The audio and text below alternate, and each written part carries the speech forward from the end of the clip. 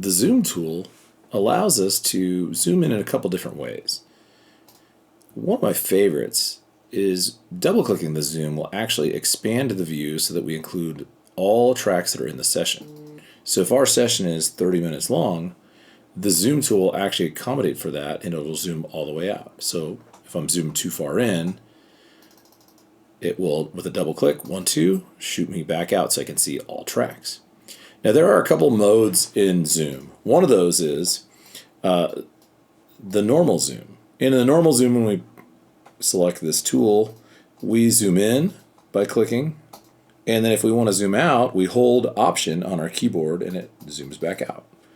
We can also, with that zoom tool, highlight specific areas in kind of a marquee zoom, and we can do the same on our way out.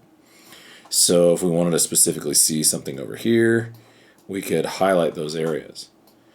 There is also single zoom. What single zoom sets to do is allow us to jump back out of the zoom tool anytime we click into it. So we get one zoom maneuver, and then as soon as we hit that one time, it throws us back to any of our normal tools.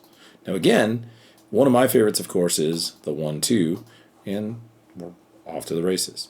Some other zoom functions that exist that were mentioned previously were in the corners and up, so for vertical and horizontal zoom, and over here off to the side. But the zoom tool is a fantastic tool to use, and a lot of times we use it just in between as we transition back and forth between different elements.